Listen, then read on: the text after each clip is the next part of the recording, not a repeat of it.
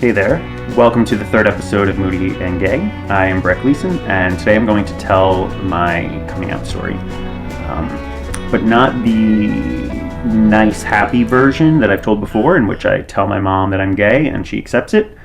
That is a true story, and it is wonderful, and I'm grateful for it. But I'm going to tell the version in which I realize I'm gay, come to terms with it, explore it, and then come out. And that is one messy story, and it involves someone else who goes through something even worse than me, and that is why it's taken almost 20 years for me to tell it.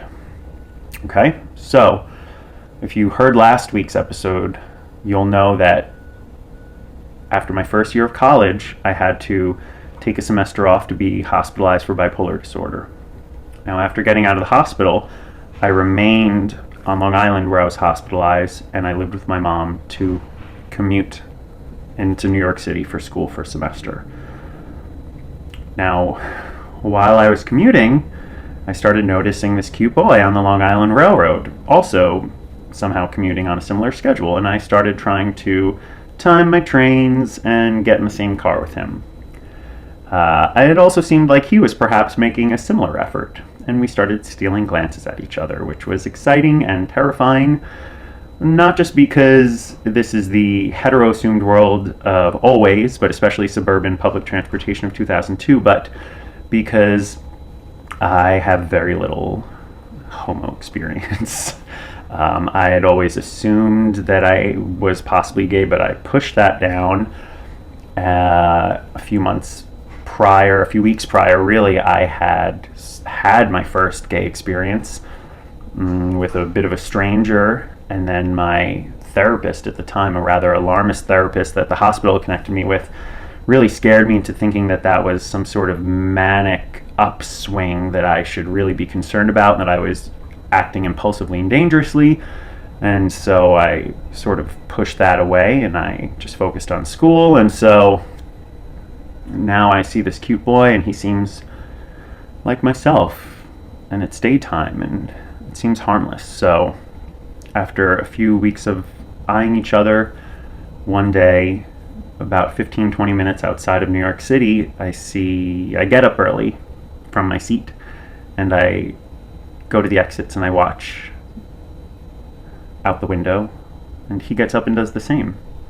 And I turn and look at him, and I see, yes, he's cute. But he also has a tragus ring, which is an interesting kind of cartilage piercing in your ear that was very uncommon back then. And so I bring it up. I say, cool, hey, I have that too.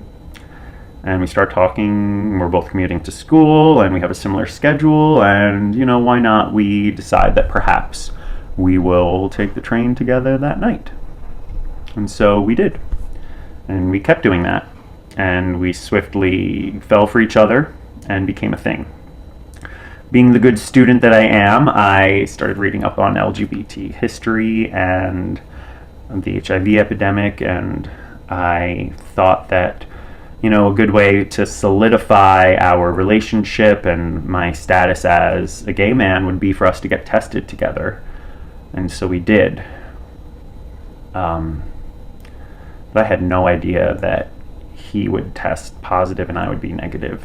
I really meant it as a symbolic gesture to solidify our relationship. And I was just not prepared for this. I was heartbroken.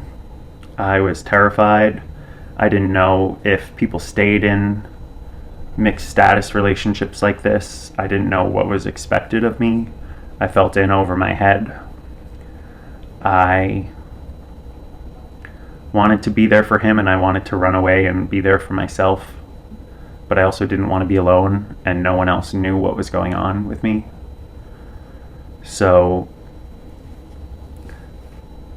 we started going to doctor's appointments after class, and I went partly out of selfishness because I wanted to ask them, hey, am I okay? I went over everything we had done sexually, and there were no clear answers. Most people said, you're fine. and he's the patient, but I was scared for myself. And I started getting testing too. And then about 2 weeks in, I got really sick. And I got really depressed too. And I didn't know how to take care of myself. So I went to the doctor. And the doctor told me that I was being ill-advised and that I wasn't taking care of myself by staying with someone who was positive. And this was my pediatrician growing up, and he was my family's doctor, and he told me that he couldn't see me anymore because I was putting myself in danger. And I thought every decision I had made was wrong. My wanting to be an artist, my wanting to get care for bipolar disorder, my wanting to follow my heart and be gay, my falling in love with a man, it made me question, who was this man now? I imagined, like, do I not even know who this was? Every stigma of HIV came out, and I didn't know what to do. But he tested me for mono, and it turned out I had a really, really bad case of mono. So I had to drop out of school again. And now I was living at home. We were both living at home. My partner at the time was living at home with his parents and hiding from them. After coming out, they kicked him out. And after being homeless, he had to move back in, claiming he was no longer gay. And then here I was living at home, hiding from my family too.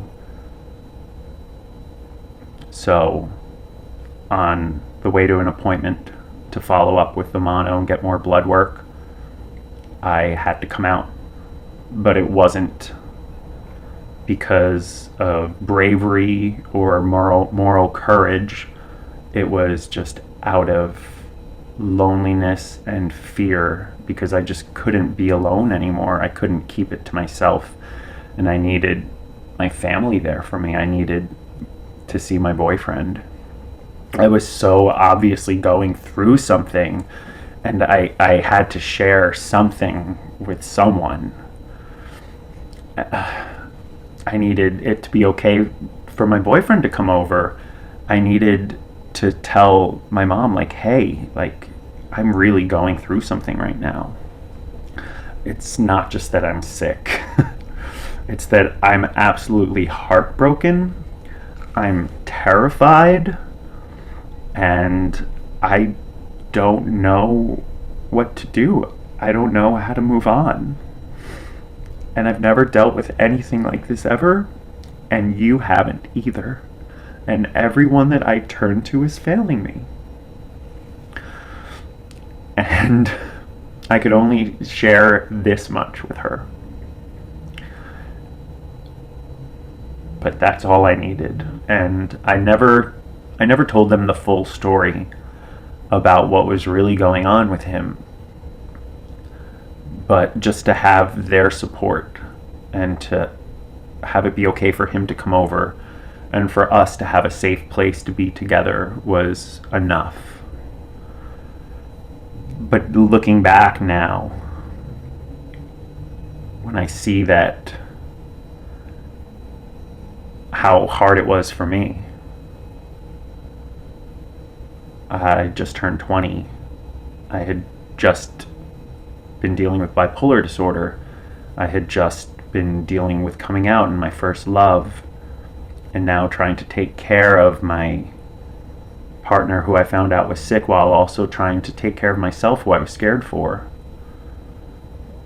I also see that my partner at the time was so lacking in support, and though he seemed to me to be a grown man, he was still only 26 and just a baby, and his family refused to see him for who he was, and he really had to deal with it alone.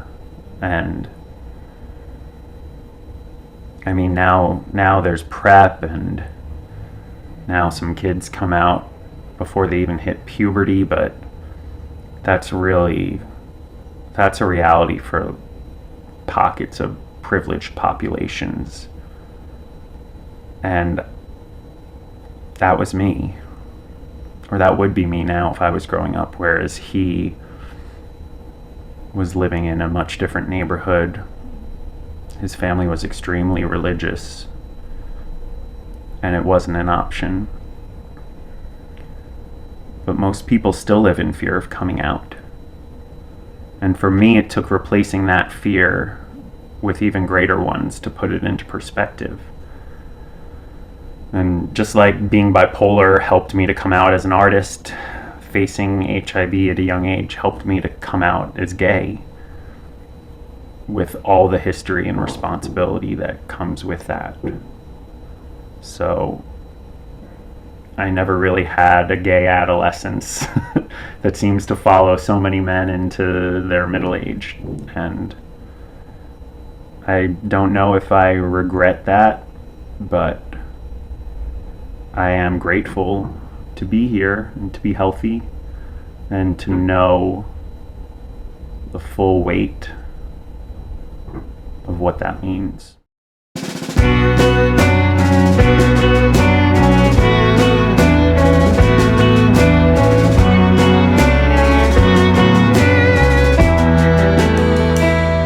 I loved you for a moment or two.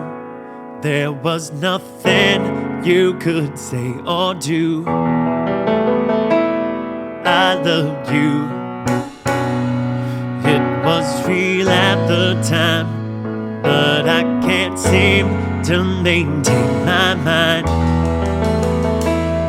I went through states that do have no words, and I can't seem to bridge the divide. I tried to, but I didn't see me. I saw someone else playing make-believe. Sometimes I don't think I need anyone but me. But does time cement or fade away at my belief? My love has met the expiration date.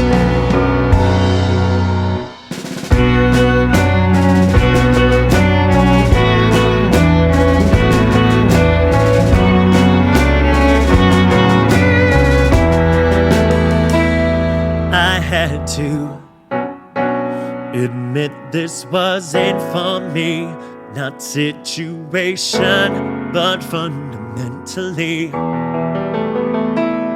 I failed to